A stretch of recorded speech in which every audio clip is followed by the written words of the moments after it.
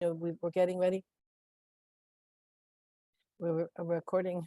We're going to be recording this so that we can share this in other spaces. Today's agenda, we really just want to do a little bit of the welcome and introductions, which we just did. Really excited to be able to hear the powerful testimony of Irma, talking about her experience, but also uplifting the experiences of older and undocumented students.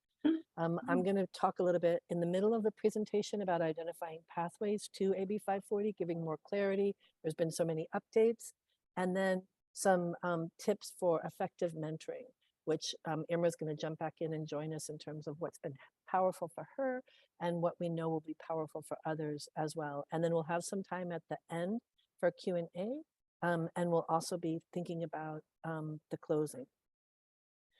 In terms of the outcomes that we have, we do want to increase your awareness of the challenges, motivations, and specific needs of adult undocumented students. We want to make sure that you're more aware of pathways to AB 540, not only the AB 540 requirements, but some of the promising practices that schools have used to build pathways to AB 540, and then make sure that you have more knowledge and resources to support this population. So thank you so much for being here. We're excited for what we're going to share today. And I'm going to pass it back to Irma now so that she can get us going in terms of her powerful story and the story of undocumented students. Welcome, Irma. We're so glad that you're here. Hi, everyone. I'm so happy that you had the opportunity to join us today. This is wonderful. And I've been working on this presentation for months and working so hard with Nancy. And we just want to support students and inspire them to think about higher education. So it's been great to be part of this program. So I'm going to share my screen and start. And okay. I made this presentation from the bottom of my heart, so I hope you guys enjoy. So higher education program, adult non-traditional pathway focus is a program that I've been working for months with immigrant rights and participating in this program. It's been so good for me and for all of us. And we put a lot of effort and trainings and it's been great all these months. It's not been easy for me, but I'm still here. I didn't want to give up, and I did this especially for you. And I know that all of you are working so hard with students and trying to make a difference on them. So this presentation is from my own perspective as an adult undocumented student. And I wanted to share my story with you, just to inspire you and students to think about higher education. And here I am. My story begins with. We can't with see your screen yet. We cannot see your screen yet. My screen? Yeah, we don't see your screen. We don't see your presentation yet. Oh my gosh, I'm sharing them. Did you click the share on the bottom? So hold on. Give Sorry us one about second. this. That's okay. That happens to me too.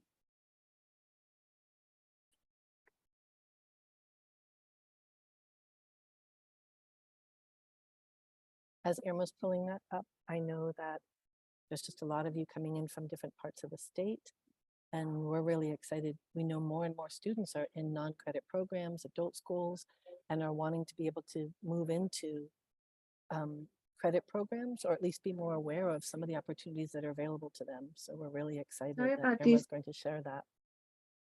I don't know what to do, Nancy. Can you please tell me what to do? Sorry about that.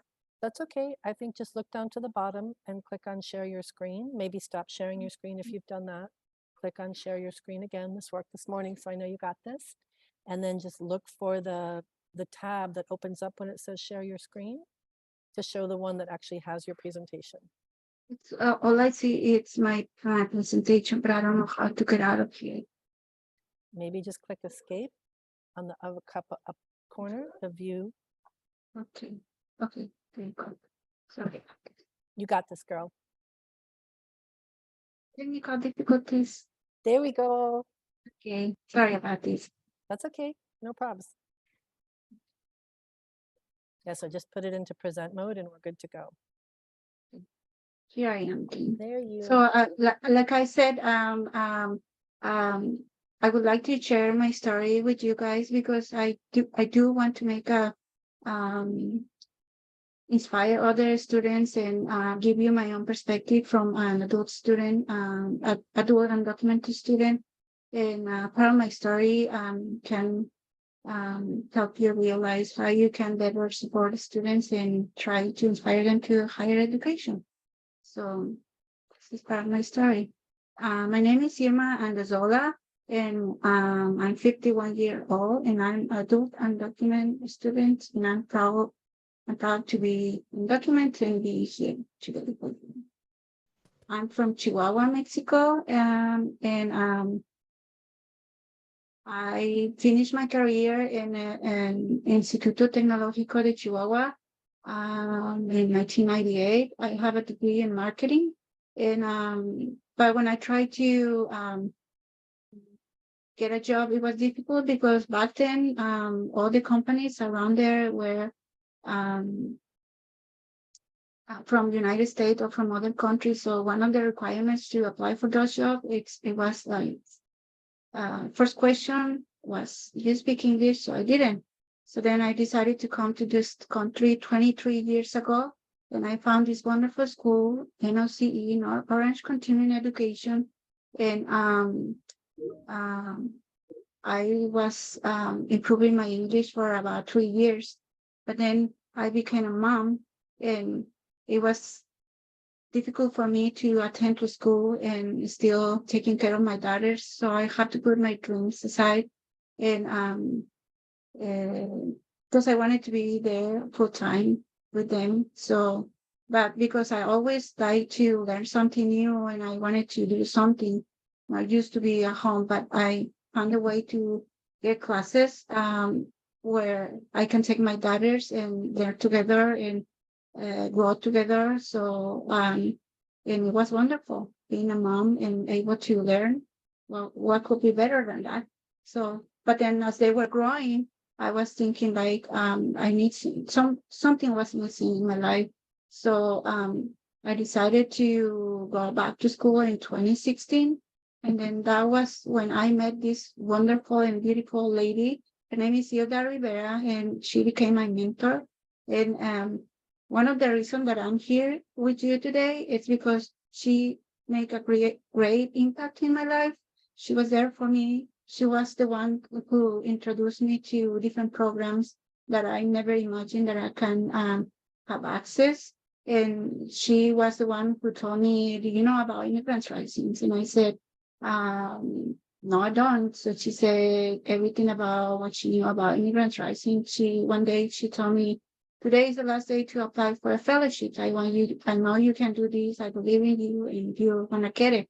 So I listened to her, and because of that day, I was able to apply and get accepted on the fellowship 2020, 2021, and it was great. And she was the coordinator of Glass to Be program back then. And through that program, I heard about 8540 and other resources in the community and program for undocumented students that I didn't know that. And this was part that I'm being here, and I wanted to share this with you. And because of all this, I was thinking like my story, it's kind of challenging, and I've been able to do a lot of things. So how can I use my story to help other students, mentors, educators, and counselors? And when I think about that, many questions came into my mind that I had back then, and I still have some of them. And first one is, how do I do it? And what is the secret? How can I aspire to an education when I have so many responsibilities? How can I get out of the stigma of believing that it's too late to go back to school and study something? And am I wasting my time? And how can I identify opportunities and take risks without fear of failure. And it was hard for me to answer those questions on the beginning. But now, when I think about all these questions, I think sometimes I still question myself, like, how do you do it? I don't know how I did it, but I'm here, and I was brave, and I have had to be strong and take the first step. And the first step was to decide, like, I want to do something else with my life. The secret for me was like, be persistent. Be persistent, and you're gonna get to the place where you want to be. And I know we, as undocumented students, we have a lot of responsibilities, and it's okay to have a lot of responsibilities. But if we organize our lives, and we'll have the desire to get a higher education, or even just learn the language, that we can do it. We can organize our lives and be there at school, and yeah, do something else. And I kind of stopped.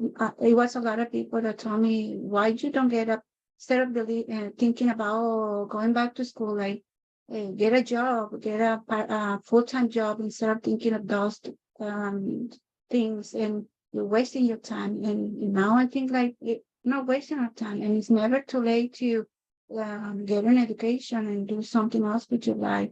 And I was able, because I didn't give up, I was able to identify opportunities, like my mentor said.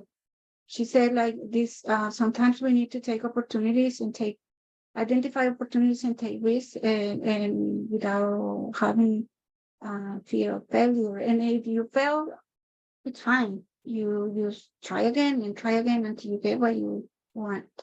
And because all these questions were answered, now I'm proud that I'm here, and making a difference, and sharing my story and my journey with all the students, and with you guys that are working so hard to make an impact on your students. So I'm happy to be here after I was able to answer all these questions.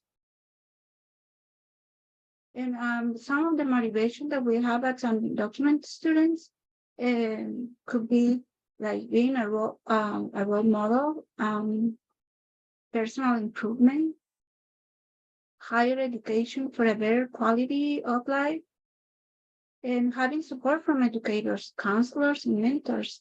And these are from all of us. All of the undocumented students feel like this at some point. But in my personal story, like, I wanted to be a role model for my two daughters, because I want them to believe that they can do whatever they want to do, and dream big, and believe in themselves. And so I wanted to do that first. So I'm 51, and I'm still learning. I'm still taking classes. They have no excuses to do what they need to do in their life. So, and another thing is, like, I start thinking, like, I cannot do this.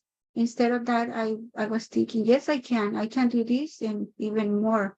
So, and thinking about higher education, not only for um, giving a better quality of life to my daughters and for me, but for the ones that we have family behind, we want they to have a better quality of life too. So we work hard. We want to have a higher education to earn more money, probably, and send that money to our relatives, and they can have a better quality of life too.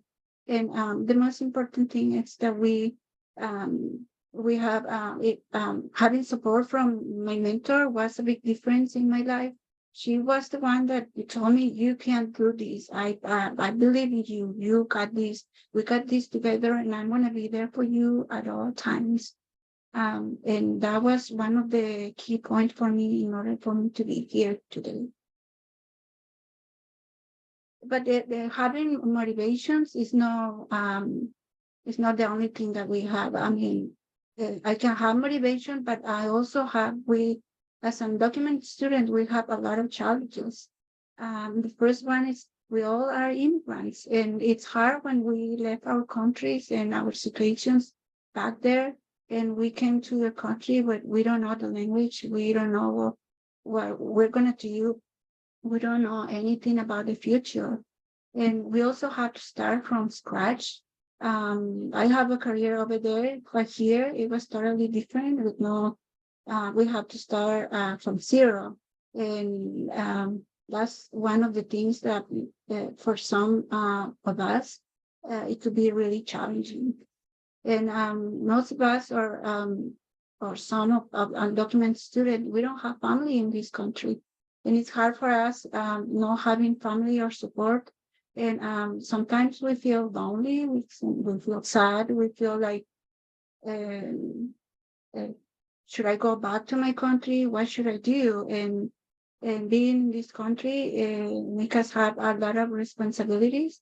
And there is a lot on our shoulders, so we have to work hard. We have to provide for our families. In my case, I'm a single mom, so I have two daughters that depend on me. So I have to be the provider. The I have to be everything for them. I have to be a driver, the doctor, the confident friend, everything. So for the one that have their parents here, they have to take care of them too. So, and that's a big, one of the biggest challenges, having a lot of responsibilities. And there's a lot of fear, and we don't know what way to go. Like, should I go this way or that way? Who should I trust? And that's we're afraid sometimes of about the future, the unknown, and a challenge that could be solved when we have good people around us. And one of the biggest problems is a lack of information. Or as undocumented students, sometimes we don't have information about resources in the communities or programs that we can apply for. I didn't know about AB 540. And Hilda, my mentor, was the one that told me, oh, there's this law that you can go to college, community college, and transfer, and you just have to meet some requirements, but I didn't know about that. So, and that is important to have the right information, and that's why Nancy is here with us, and she's going to share some information about AB 540 and requirements and some other information. So I'm going to pass it to Nancy, and I'm going to stop sharing my screen. I'll be back after Nancy. Wow, Irma, that is so inspirational, so powerful. So many people in the chat just were inspired already, you could tell.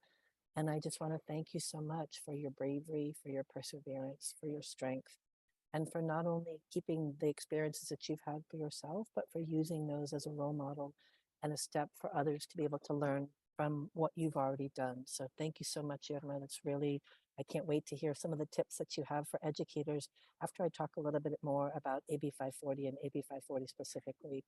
Definitely check out the chat. Lots of people just really moved by what you're saying. So in terms of, I think that what is so powerful about some of what Irma is talking about was really the need and the importance to have mentors strongly in your life, mentors who believe in you, but mentors who also have the correct information that make it easier for you to be able to know what steps are available ahead of you. So I want to talk a little bit about the in-state tuition as it stands right now, the new laws that have come in, and then also some tools that we at Immigrants Rising have developed to help you have a better sense of how to help students capture this information and understand it correctly. So for those of you that are pretty familiar, AB 540 started, maybe some of you came to our 20-year anniversary in 2021 for AB 540, but it's been expanded a couple of times. Most recently got expanded in 2022. Immigrants Rising, along with the Chancellor's Office of the California Community Colleges, worked to have some of the most recent updates to the law. As a quick overview, just sort of what does AB 540 do? Many of you are already aware of this, but just thinking about it provides admissions to colleges and allows them to be exempt from non-resident tuition, which is listed as the last, but kind of could be the first. But it also helps people be able to get admissions to EOP or EOP&S programs. It allows people that to have resident versus non-resident status in terms of admissions, especially when they're getting admitted into the CSU and the UC, and it allows people to have a fee waiver. The thing that's also really great about AB 540 is it allows students to be eligible for in-state tuition through the California DREAM Act. It ensures that they can be eligible for certain scholarships, that their financial aid gets put out on time, and that they're able to see the financial aid that they might be eligible for. So that's what we think is so powerful, not only in terms of being mentors who encourage individuals, but have the information to let them know about what's going to help them move forward in the future, and why is it important to go through to meet the eligibility requirements for AB 540 if that's something that they choose to do. In terms of what AB 540 is as it stands right now, you could be like, there's AB 540, there's AB 2000, there's SB 1141, next is SB 68. We're trying to talk now just about the broader AB 540 overall. Whereas AB 540, when it started, was only for high school classes and a high school diploma, and then later added the GED. The most recent law, SB 68, or the biggest expansion through SB 68, allowed adult schools and community colleges for both non-credit and credit programs. So we're really excited, and we think that it's really important that when we're talking about who's coming into community colleges, we know it's not only people that are coming from the K through 12 pipeline, but it's also individuals who are in adult schools or in non-credit programs like Irma's program within North Orange Continuing Education. It also allows people who have moved forward to get their degrees or minimum transfer requirements an opportunity. If they did not go to high school here in California or didn't get their high school diploma or GED, there's still opportunities for them to be able to have AB 540 eligibility and expanded eligibility for in-state tuition. So Mila is going to drop into the chat this quick guide that we have that goes over all of the very specifics, like the high school, the adult school, the community college credit and not credit requirements, so that you can have more of that specifically. But we also wanted to just highlight overall what is considered full-time. So when we're thinking about full time, it's pretty easy when they're in high school, 3 years of high school, you can break it down by the credits. But then when you start to think about adult schools and non credit classes, those are classroom hours. Now, what you see right now is before 1141 came in. And that said that they could only use up to 2 years of high school of community college credits. That went away with 1141. And we went from 48 semester and credit hours or 72 quarter hours to actually have that be 72 semester or quarter hours.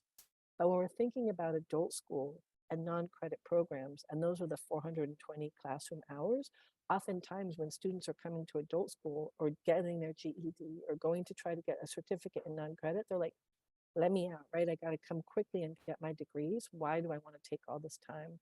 So there is some legislative action in terms of trying to reduce the number of 420 hours, but as it stands right now, it would be a total of 1,260 classroom hours in adult school for non-credit.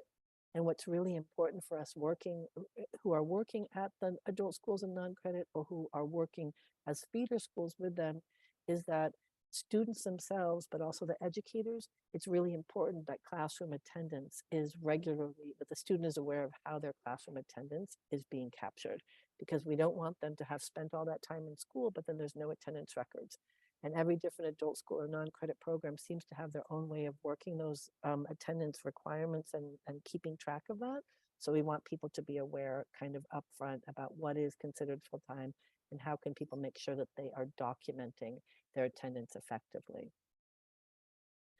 We also are thinking about what are some of those roadblocks to AB 540, and we know that some of that is that the pathways are not always clear to students.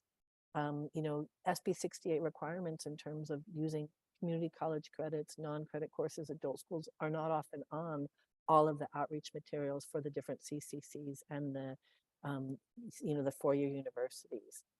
Also, when students are thinking about, okay, I want to go on to community college, but I have to pay non-resident fees and there's no financial aid, heck, expensive, right? How are they going to do that? So I mentioned also hard to keep track of the hours that are completed. The hours are not always documented. And we know that there's a very different process across all the different campuses and between the CCC, the CSU, and the UC about how AB 540 is actually classified. So Madeline and I, along with a group from across the state, have been working around at more equitable implementation of AB 540 and making sure that people are aware and effectively count non-credit and adult school hours. But we also think that people are not aware of some of the different solutions. And so I did want to elevate, there are community colleges right now that are already working with something called Ed Code 76140, that allows students to be able to um, pay resident fees if they're taking 6 units or less. Some examples that come straight to mind: Maricosta College, Hartnell College. I know that there's others as well, and we're working on building a toolkit for that. SB 554 is another legislative solution that's sort of like dual enrollment for students who are um, taking adult classes or taking high school classes within adult school. They're able to take up to 11 units for free at a community college if your program or your community college actually works with SB 554. And there are some district specific solutions. I know that LA Community College District allows people to be able to pay resident fees with or without AB 540 based on financial need.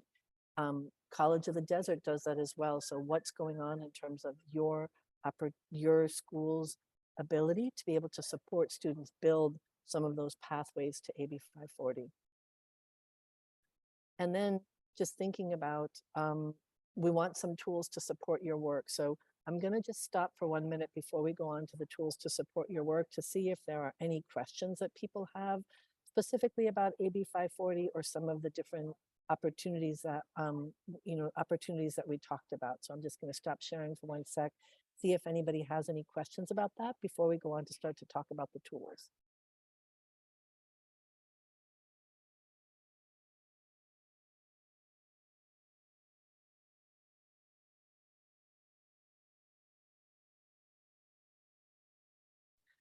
Seems like people are all on point following along with that. And in many ways, I think we're all pretty familiar with what some of the challenges are.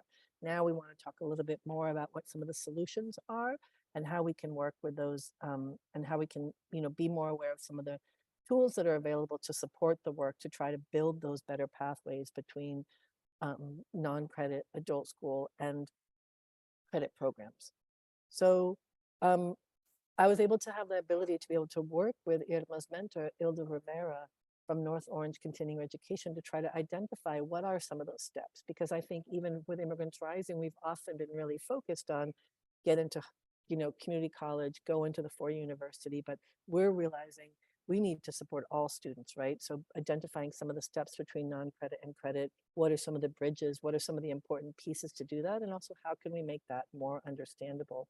So I was able to work with ILDA, and for North Orange Continuing Education, we actually built a roadmap for individuals who are going from the credit to the non-credit program. And so we talked about, this is very specific to NOCE. It talks about the grads to be liaison will assist students to explore their academic goals and talk about their academic history. Like, are they interested in high school? Do they just want to get ESL or vocational certificate?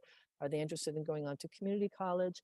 And then documenting some of the academic history that they have. The thing I really like about this guide that we created, and it was supported by an amazing graphic designer, Maritza Quiroz, is talking about like, what's the step first? What are the things that you need to do? What kind of documentation to do? But then it tells you the next steps that are coming up. And so we were really working on building a non-credit statewide template that could be beyond just what North Orange Continuing Education is doing and kind of could be replicable throughout the state. So we worked on, I think it's also really important within that document that I created for North Orange Continuing Education with ILDA was actually just being able to share examples of success, right? Such as the student Chris on the left, who is a former NOC student. They came with no academic in their history in their home country, but they did ESL, they got their high school diploma, and then by using both the non-credit and learning hours in the high school, they got their 1,260 hours, and then they ended up getting in-state tuition and financial aid at the community colleges. Just like the student from on the right-hand side, Juan, who actually graduated from high school in California, but they only had 1 year of attendance of high school. So then they ended up going into a non-credit program at NOCE. They got their ESL, and then they actually got their pharmacy technician certificate before they were ever even able to move into the credit program at the community colleges. So I think that it's important not only to have the tools and know that this is possible, but to actually be able to share some examples of others who have done that before them. And that's some of the work in my many years of working with undocumented students. It's great for them to see somebody else ahead of them on the pathway and know that they're not the only ones that are working for these for this kinds of achievements. And the other part then is really thinking about what are the steps towards building pathways to AB 540 from the credit, non-credit to the credit pathway. So in the beginning, just really thinking about what are those academic goals? How can we look at the academic history that they've previously had? And then develop their educational plan, which I think all of you do all the time. But I think what's new about this is really inserting that information about AB 540 in the California DREAM Act early in the process. So they're not waiting until they've already got their GED. They're understanding what are the AB 540 requirements, what could be possible with AB 540, and then giving them some ideas about you really want to track and verify your eligibility. Once they've achieved that or almost achieved that 3 years of attendance, wherever that might be, they can apply to the California Community Colleges and the DREAM Act, identifying the steps for the affidavit and documentation necessary, and then work for them to register for their classes.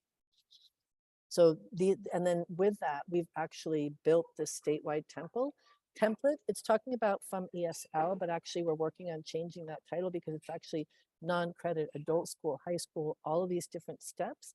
And Madeline can drop a link of what that current model is, but we're working on building and expanding that to be from beyond ESL so that all individuals know that this is something that is possible for them. Thanks. Oh, and then I guess that I'm just taking us right to that template right now. So you can see this is generic. It's not specific to NOCE, but has some of the same steps, identifying your goals, the documenting the kinds of attendance already, coming up with an educational plan, using some of our resources at Immigrants Rising to talk about the AB 540 eligibility, and then following the steps to the end where the student actually is submitting their transcripts and getting ready, and then actually getting ready to come in and get their classes at their degree or certificate. So super exciting opportunities for individuals to be thinking about how they could move forward with that. And I also wanted to talk about a couple of tools quickly before I turn it back to Irma to talk about specific tips that would be useful for undocumented students. Is we also have an in-state tuition tool. So if you were looking at that chart and you're like, this is kind of complicated, what if they have a few years here and a couple of credits there and it's a non-credit here? Students can actually fill out this confidential and online tool. We're going to ask them some small information about demographics, schools attended, their degrees completed, and then let them know either they appear to qualify or they don't appear to qualify yet, and then tell them about the results and the summary resources. So if they don't qualify yet, we'll be like, you're almost there, here's some steps to do. If they do qualify, we're like, here's the steps towards submitting your affidavit. So this can be really helpful once students kind of gather a little bit more information along the way. Or if your students don't have a lot of academic credits already, they can use our AB 540 and SB 68 attendance worksheet to keep track of their progress and check in with their counselor regularly about next steps. We allow them to have for each year, like, did they get their high school credits? Did they get their adult school credits, non-credits, credit courses? How did they add that up for year 1, 2, and 3? We then talk to them about the degree and transfer requirements that they have, as well as actually getting approved to pay resident fees and applying for the California DREAM Act application. So all of these are just really helpful tools that we think that can support you in supporting students to see how they can both keep track and be aware of why the value would be of actually supporting undocumented students in that way. So those are just some of the tips and the tools that we have. I do want to actually stop sharing my screen now and allow us to be able to hear from Irma again. So, okay, here's some tools. She's talked about some of the challenges undocumented students face. What can each of us do as individuals to better support undocumented students and be more effective mentors? So, Irma, I'll turn it back to you. You, Nancy, I think this information that you already provided, it's going to be so helpful for all of the educators, mentors, counselors, or whoever is in the audience, in order for them to guide in a better way and help the students to think about higher education. And I'm so grateful for all this information. So now I'm going to share and continue with the presentation. After the challenges that we all face as undocumented students, there's how I have a question, like how can educators support undocumented students, or what can they do in order for them to support it? So by having the right information about AB 540 and this information that Nancy already gave us, it's going to be good for all of us. And because I have a experience where my mentor sent me when I was ready to transfer. So, and I went to a community college and they had a different information. So I was very close to give up because I was really confused and I was thinking maybe they're right, maybe this is too much for me. And because she said, no, this is, you're not giving up and we're going to find the right information. So having the right information is important, and having a strong communication with students, that could be another good thing to do, because communication is important for students when we have a mentor or counselor or any people around the campus that can help us. If we don't communicate the right way, we can send the wrong message, and we don't want that for students. And by being able to put themselves on the student's shoes with empathy, sometimes as undocumented students, we only need someone to be there for us, someone to tell us, you know what, you're not alone. I understand you. I'm here with you. I hear you, and I'm gonna be here for you and help you as much as I can. Sometimes that's all we need, empathy. And by showing the students the right way to success with good guidance, that's another thing that is important. Like guide students with the right information, the right programs, and being able to tell them like about goals, about dreams, and be able to be there for them, guide them. It's very important for us as undocumented students. And by motivating them, especially when we think as an that we cannot do something. My mentor was really, she motivated me in different ways. And when I think that maybe I shouldn't keep doing this, and she said, no, I'm gonna be there for you. You got this, and you are gonna do what you need to do. And sometimes she was kind of hard with me, and it was hard for me to get that part. But I understood that she was doing the best she can for me, and not everything is easy in our lives. And we make plans, but sometimes things change. So when we motivate other people, especially from mentors or counselors, motivating students, students can do things that they never imagined that they could do. And by inspiring them to work hard and never give up, I got a lot of inspiration from a lot of people at the NOCE, and that helped me to think about I'm not the only one. And she was on choose before, and now she's doing great. So I want to be there too. And that part of inspiring students, it could be a key to student to success. And another thing that can be successful for students is having connection. You can have all the masters and degrees and whatever you want to call it. But if you don't have connection with the students, it's going to be hard for you and for them to be successful. If you connect with them, they're going to listen to you. We listen when we connect. We pay attention. We follow the rules. We do what we need to do in order to be successful. So connection is, for me, the most important thing. And when I came from Mexico, I was feeling like the first row. I was crying sometimes. I was confused. I was sad, and I wanted to go back. But was on the way, I found good people, NOCE, that wanted to be there for me, that wanted to help me, including my mentor. So I start thinking like, maybe this is not too hard. Maybe I need to try harder. Maybe I need to listen to her. Maybe I need to do something else and do an extra mile. So then I was able to graduate from high school. Now I'm thinking about transferring to Fullerton or Cypress College because I was able to identify that it wasn't that hard. We were working as a team, and here I am. And what do the undocumented student need? We need to feel a sense of belonging. Like when we feel that we belong, magical things can happen. Like for me, I don't have family in this country. I have my daughters, I have a sister, but I never see her.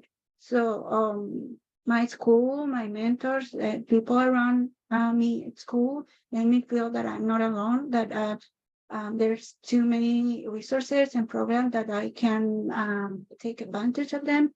They've been working with me. Immigrant Rising has been there for me. So for me, school, it's my second home, or it's my home, and mentors, teachers, and people around me, they became my family. So it's very important to have a sense of belong. And we need to be heard and understood. So when someone listen to us, when someone understand us, it's easier for us as undocumented students to think like, um, I can do this. I can dream about having higher education. I can dream about having better future. Not only come to this country to work and work and work and do nothing. So when someone will listen to us and understand us, um, we could do much, much better. And not to be stereotyped, because adult schools have students from different countries, different backgrounds, and we all have to deal with different problems and personal situations. So the thing is that some schools or some teachers think like some kind of students are better than others or learn faster than others. Yeah, that's true, but situations are different in all of us. So not to be stereotyped, it's been so helpful in the classroom. And when educator needs to be informed about opportunities through AB 540, and that's why we wanted to include AB 540 information in this presentation, because if educators, mentors, or counselors have the right information, and the more informed they are, the more opportunity a student have to decide if they want to go to college or not. And some recommendation from a point of view of undocumented students for educators could be, please be patient with us, because like I said, like all of us learn at different levels, and we all go to school with the desires to learn every day. And but sometimes things happen and it's hard for us to concentrate or to learn faster than others. So just be patient with us. And like I said before, empathy is a good point, like because sometimes we go to school, but teachers or mentors, they don't know what we're dealing with in our personal lives. And it's hard for us to concentrate to be 100%. So just have empathy with us as independent student, and stopping the stigma that like I said, like we at school, we're supposed to be all the same. We are the same because we are students, but at the same time, we're different because of our backgrounds in different countries and cultures. So those are some recommendations for educators from my point of view. For counselors, communication is the good point to work on it with students and make all those questions when you're working with students, like what can I do for you? Which college, where you want to go? When do you want to go? Who you think is going to support you? Or what can I do to find someone to support you more? Why do you want to get a higher education? How can I support you? And all those questions, if you answer all those questions during the right way to help students to be successful and think about higher education. And the most important, in my own experience, mentors, they just inspire us, just make us think about big. have big goals, have a clear vision, motivate them to be our leaders, um, help them to have a solution instead of see the problem, and work as a team, and communicate with them, and you're gonna see a big difference. And I know all of you that are here today have a passion for what you're doing. Otherwise, you wouldn't be here, and you want to do something else for your students, or and but then you need to show that passion to their students, and just be honest with them. And if you are honest with them, they're gonna trust you, so they're gonna listen to you. They're gonna um, um, um, follow the things that you tell them to do. They're gonna work harder, and they're gonna think that they can do whatever they dream about. And it's like when we came from our countries, it's like we're the little seed, and then you get into their lives, and then put them the seed into the ground, and then you water with passion, with inspiration, with communication, empathy. Then the seed is no longer a seed; it became a little flower. But you keep working with them, and being honest with them, and that little seed became a beautiful flower. That's what we are when we have the support that you guys are about to make in your students. And I found a picture that it took my attention, and I identify with that.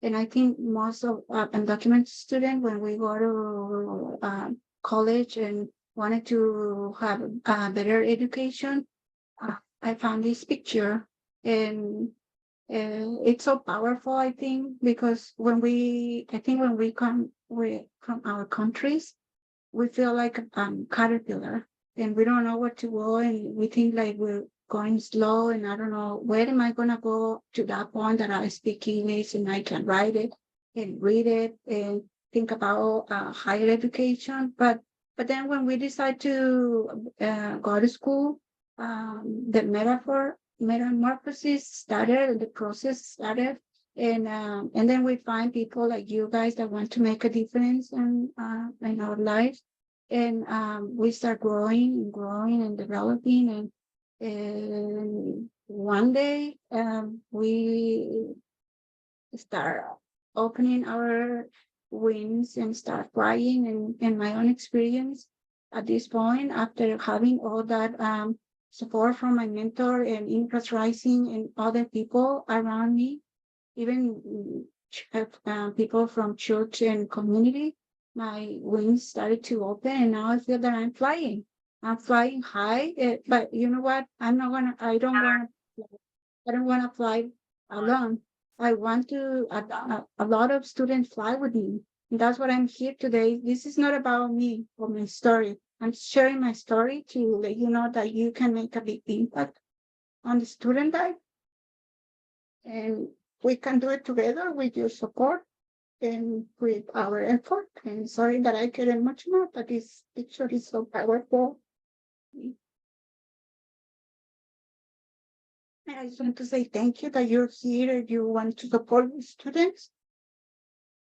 And I'm gonna breathe because I don't want to cry, but if you have any questions, please let us know, and we'll be happy to answer your question. And sorry for the technical difficulties. It's my first time presenting. Thank you. You shine, Irma. You shine so much. So thank you so much for what you've done. Thank you for your powerful story. I think that, we have seen so much about your growth, but your growth is also allowing others to be able to move from that growth as well. So I think that you just did such a powerful job. Thank you so much for all of that you shared, for all the work that you've done. So many people are really appreciative of what you've done. Thank you for sharing. I did see that someone was asking in the chat previously, were you involved in a student club? And if you were, how did that help? I wonder if you could speak a little bit about that experience. What was that? Did you make a question? I didn't hear you. Sure. Yes, I was You just made a asking. question for me? Yes, there was a question in the chat, Irma, where they were actually just saying, were you ever involved in a student club? And if so, how did that help? So could you share a little bit about your experiences? Yeah, because of my mentor, she told me like you have to be a leader in the school and then get involved in as many activities that you can. So I became a member of student NOC United Student Club. They told me I am the president, but I don't feel like that. I just feel like one of the students that want to do a different and other students. So that helped me to learn about resources and being more confident on talking to other people. And we work together for different with different workshops and things like that. So this has been so helpful. So if you can encourage your students to be a leader in any way, that should be wonderful, because for me, it all started by being a volunteer, by being involved in the school, or even in the community things. At your kids at school, by being volunteer, all that helps to think about, I want to do more, not only for myself, but for my family, for my kids. So yeah, that helps. That's so powerful, Irma. And I know also being an advisor to an undocumented student club, that it was a great way for us to be able to build that kind of connection, because sometimes I think students feel like they're alone. And also, how can we work as educators to be able to invite, like make our support visible, right? So that students don't have to come out to us. How can, when we were talking, just say things like, this is available for everyone, regardless of immigration status, or there are opportunities, and the social security number is not required, or so I'm not sort of talking to one person in the room, I'm just making those opportunities more available to everybody. I'm wondering, does anybody else have any questions for Irma, or just gratitude? I saw in the chat, Irma, lots of people are just thankful for what you've done. Thank you for sharing your history, for your story, for your organizing. So definitely I hope that you take some time to look in and just see the amazing support that people are showing for you, and their gratitude for what you've been up to. In these last just 2 minutes that we have, um, I wanted to just think about how it is that with Irma's story, that so many individuals continue to rise, and that despite different concerns or different challenges that they face, their connection with each other, their connection with valuable mentors and teachers and educators such as yourselves is so important. If you as an educator are interested in continuing to stay updated on Immigrants Rising offerings, my amazing colleague Madeline Villanueva puts out an Undocu Digest every 2 weeks. You can just email her, madeline@immigrantsrising.org, to be added to the listserv. And then I also wanted to just make sure that you had contact information, yikes, that you had contact information for Irma as well. Oh, the other thing too is, if you do want to be on the digest, make sure that you add Madeline at immigrantsrising.org so that you can directly receive the digest. Otherwise, it might go into your spam folder. But I wanted to give you contact information, and you can just throw that. You can contact Irma. As you know, she is a higher education program participant right now with Immigrants Rising. That will go through June. She continues to be a student at North Orange Continuing Education, but she's also a role model, a mother, and an artist. And she let me know that she is willing to participate, and be a mentor to and participate and share her story with others as well. So you should reach out to her if you're able to do that too. We do always encourage people, if they can, to encourage a small stipend, but I know that Irma is willing to share her story. So Irma, in this last minute that we have, I just wanted to give the last word to you, because you've just been such an inspiration to all of us today. Like I said, I just want to say thank you. I'm so grateful and happy that I've been working on this project for months. And by all of you being here, I can see that you want to make a difference on other and on your students. And that's so powerful, because when we are able to worry about other people, especially students, you don't have an idea how great impact you can have. My mentor, she doesn't even have an idea the difference that she make in her life. So when I keep it, she's still my mentor, even though she's not working at NOC anymore. But you can be a great impact on other student on your students. So just be there for them. and go back to your campus and do your best and be there for them, and you will notice the change that students will have when you do that. So thank you so much for being here. Thank you, Irma. Thank you, everyone. We appreciate all of you, and we'll be reaching out to you with future opportunities to be able to better support students from non-credit to credit pathways. Thanks, everyone. I hope you have a great day. Thank you. Bye. Thank you, Irma. Great job. Bye.